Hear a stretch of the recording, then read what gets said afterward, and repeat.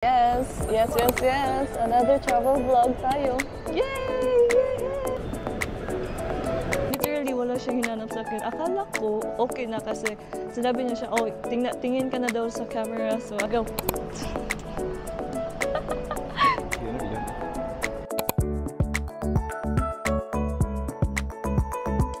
Take taper off your waist, push and tobacco. Eto, hindi pa kami lumipad, pero I have here na my white flower. Dear Lord, for the food, our tea is here.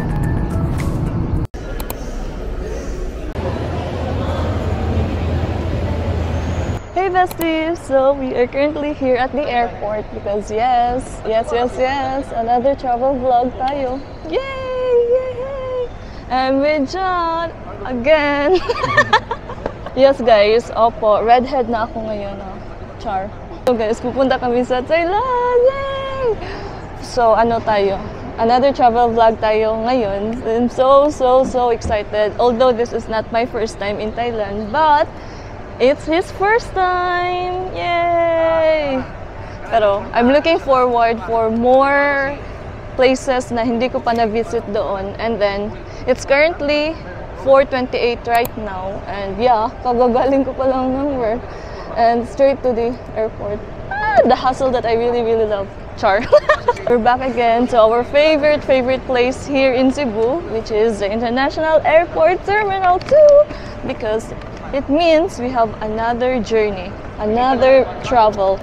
So, thank you Lord for the opportunity talaga as in. So, yung flight pala namin is around 9 p.m. and it's currently 4:30 p.m. So, di ba guys, we are so early, as in super early. Yes guys, sobrang aga namin, as in.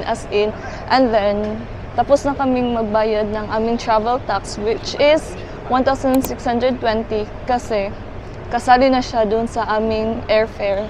And right now, we are still waiting for the check-in counter to open. Cebu to Thailand or Bangkok is mayroon direct flight from Cebu, which is Philippine Airlines yung flight or yung plane na sasakyan natin. So yan lang yung nag-offer ng direct flight from Cebu. So yeah, we are so excited, and here is our luggage. Sobrang dami naming luggage guys. Yan.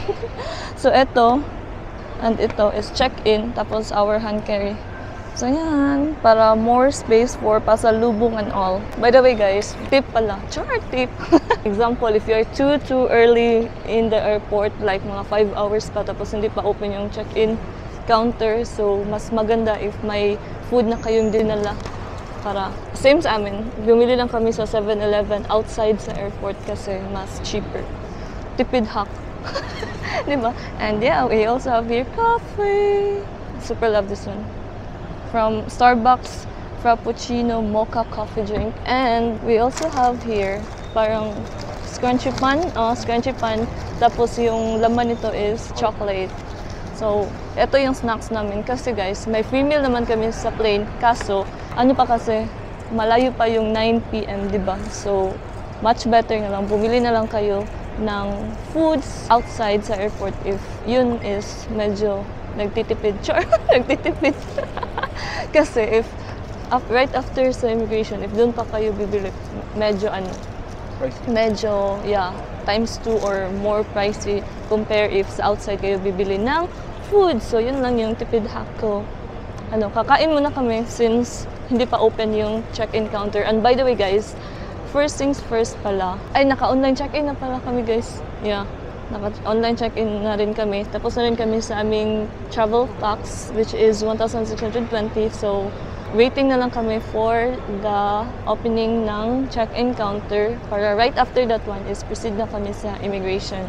And by the way guys, before pala kayong pumunta sa airport, siguro mga 72 hours before sa flight nyo talaga, as in yung flight nyo, is need na pala kayong mag-register or mag-fill up for e-travel kasi yan yung requirements ng ating government if you are traveling outside Philippines. So, before it was departure card, pero ngayon nasa e-travel, so electronic na siya, which is I find it more convenient rather than filling out here sa airport kasi medyo hassle siya if dito pa kayo mag-fill up. So, good thing is, hindi na departure card sa atin, but rather, ano na siya, electronic na siya. So, login lang kayo sa etravel.com.ph yata yun. Basta, I will just put a link down below so you can just click that one. So, again, it's 72 hours before sa flight niyo. Cheers, guys! Cheers! Para more energy pa tayo.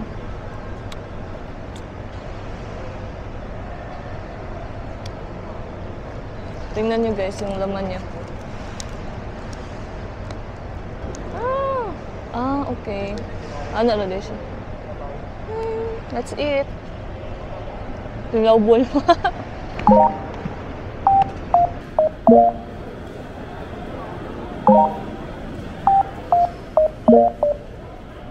Hey besties, it's currently 5:30, I think. The check-in counter is about to open. Mag-line na kami. And we will just wait here. So yan. Diyan tayo mag-check-in. About to open. Yay! Check-in counter is about to open. Yay!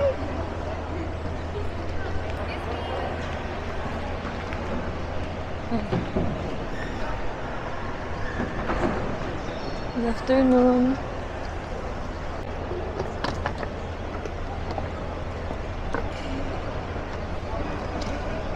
Hey besties, so we are done with check-in counter. So right now, since tapos na rin kaming bumayad sa aming travel tax kasi kasali na siya sa aming ticket. So right now we are on our way to immigration. Wow! Wish us luck! Wish us luck! Whew! Kinakabahan. Oh my God, wish us luck. Laban. So see you after the immigration. Finally, tapos na kami sa immigration. See you, Thailand! Pero, chika namin guys later. Once nakasettle down na kami dun sa boarding gate. So, papunta kami dun.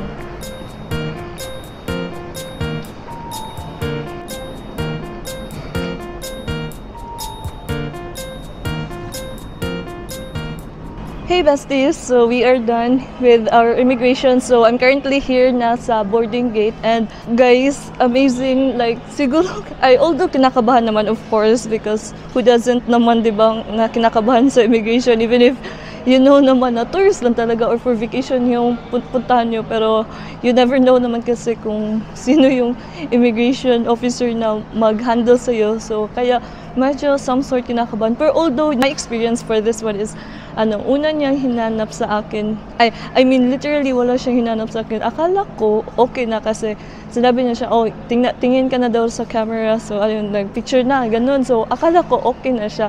So, tinatakan na niya yung parang may tinatakan siya something. I don't know if it was my passport ba or I don't know, pero yun. So akala ko yun na, pero may follow-up question pa pala siya. Like, first question niya is saan daw ako nag-work. So ayan, sinabi ko na doon ako nag-work. So then hinanapan din ako ng COE. So siya, first time ko hinanapan ng COE. Tapos, so tiningnan niya. Then what shocked me the most is tinanong niya kung saan daw ako nag-work before that company. So, ayun, sinabi ko na dito ako nag-work or dito ako nag-work before, ganon. So, parang, I don't know, para siyang may tiningnan sa screen nila. I don't know if meron ba silang file doon. Siguro, no, meron, no. Maybe because of my travel history doon, baka nakita doon kung ano yung company ko before. So, siguro yun. Then after that one, tinanong kung ako lang ba mag-isa. So sinabi ko, dalawa kami.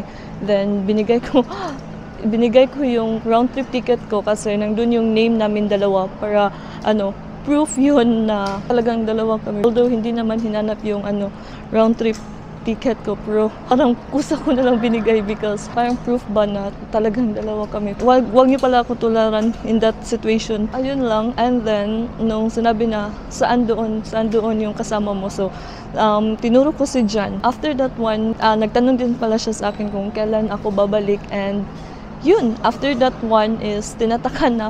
Actually, basic lang naman talaga yung tinanong sa akin. So, goods naman. And so far, so good yung mga experience ko. Buyag-buyag lang jud sa aking experience dito sa immigration. So, si John pala is nag-CR. So, later on, tanong natin kung ano yung experience niya. Pero yung sinabi niya sa akin kanina is, since government employee siya, so yung authority to travel lang daw yung hinanap sa kanya. I guess yun lang. Nas pala siya kung sino daw yung kasama niya. So tinuro din niya ako. So yun yung mini chika niya sa akin kanina before siya nag-CR. So hintayin natin siya para once nandito siya, interviewin natin kung ano yung experience niya sa immigration. Since pang second immigration experience niya yan.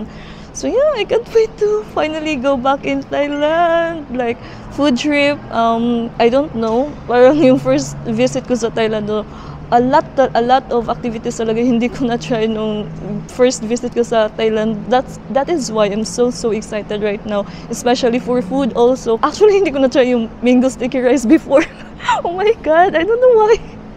Pero yeah, I'm looking forward for that one. So yeah, guys, ang ganda ng view sa akin ngayon. Makikita nyo yung airplane. I don't know if makikita nyo ba, pero i-zoom ko yan later. Hey besties, so ayan, nandito na si John. So interviewin natin siya kung kumusta yung immigration experience niya. So how was your immigration experience? Okay lang naman, hinanap lang yung boarding pass ko, tapos yung passport, tapos yung pinakita ko rin yung authority to travel ko, tapos hinanap rin yung kung mayroon ba akong kasama. Sabi ko, nandun my fiancé. Ayun lang? As in, wala nang Wow, so tama pala yung chinika mo sa akin kanina. Yun yung sinabi ko sa kanila kanina. So yan, we are here. Waiting for our boarding time. Yeah, boarding gate to open. So mag-film kami guys for IG Reels. So ayan, gamit na ang ating mahiwagang tripod. Ayan guys, oh. If ever nakanood kayo sa aking Back With Me, sinali ko to sa mga recommendations ko for travel essentials. So yan yung gagamitin namin para makapag-film kami for IG Reels. Let's go! So yan, nakaset up na guys for Instagram Reels. Behind the scenes to ng aming Reels. So let's go! Diyan lang kayo. Stay put kayo dyan.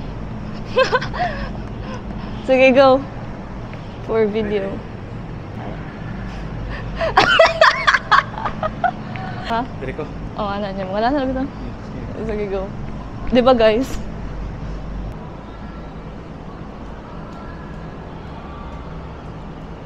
Sige, 1, 2, 3, go. Left ha? Right, left. Ay, right lang. 1, 2, 3, go. Wala. Ito. Hey besties, update. It's currently 8:16. Tapos yung mag-open yung boarding gate namin is around 8:25. So, finally. So, we are still here. Ayan. Tapos na rin kaming mag-film for our Instagram Reels. Charot. I'm so excited to eat later sa plane kasi yung kinain lang talaga namin is yung binili namin kanina sa 7-Eleven. What do you think guys of my red hair? Char. Bagay ba? I don't know. Finally pala. As in, parang matagal ko na talagang gustong magpa-color ng buhok na parang beyond my comfort zone, and finally nagawa ko na talaga siya. First option ko talaga is pink, then I don't know why parang mas na-convince ako to try red. Kaya ayun, nag-red ako, and so far naman maganda yung result. And if you are from Mandawi guys, check Sir J Salon Barbershop, yata yung name na yun. So, if you are from Mandawi, Cebu, ayan, highly recommended siya guys. As in, sobrang ganda ng yung procedure ng paggawa nila sa aking buhok. Sure, procedure! Mas I highly recommend.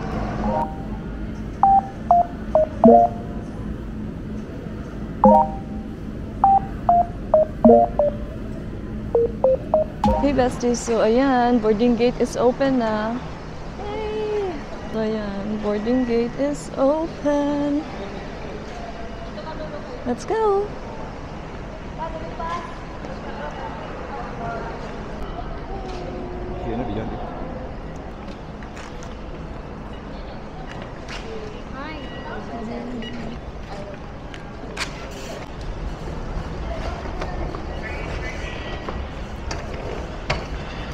are now boarding. Yehey! Sawadee ka!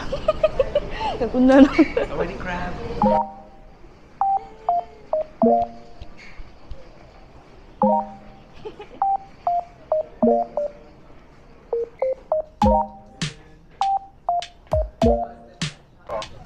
Our heartfelt thanks to our Mabuhay Milers for continued. Hey besties, so we are inside na the plane and yay! Seatmate kami! Seatmate! Yay!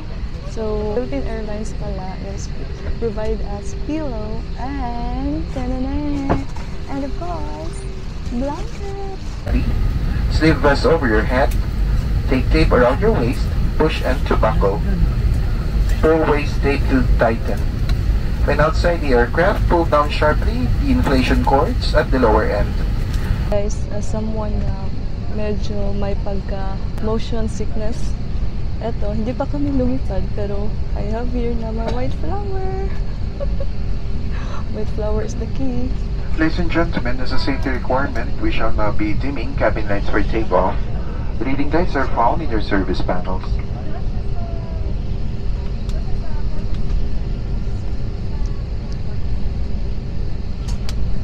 Hey, we are about to fly now. Hey besties, so our food is here. So I have here pork, tapos my potato, and then some of the side dishes lang. Ayan. Uy, meron din dried mango pala. Wow! And this one, I think is Maha Blanca. I think so. Then this one, yan. For John is fish, tapos my rice. Meron din siyang bread, tapos dried mango. Then, I think maha to. Then, another side dish. Ayan. That's it. Also gave us cutlery set. Laisha bells. Uy, wow. May toothpick, guys. Oh, ginatawag pa dyan. That's it. Finally, kasi ito na yung aming dinner. And that's it. Ito yung pork. Finally. Oh, thank you, Lord, for the food. Gusto mo ba ito? Yes.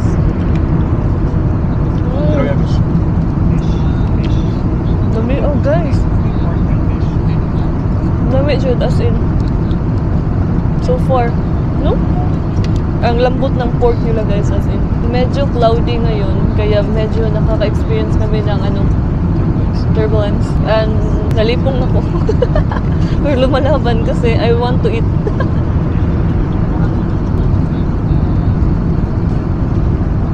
How are you? Tumutulo na yung sipon ko. Gahot na mo, bebe. Guys, sobrang sarap ng food nila. Chika ulit ako sa inyo later. Kain muna ako. Hey besties, so we are done eating na. Ayan. Current situation namin. Hey besties, so our tea is here. They provide us also creamer and sugar.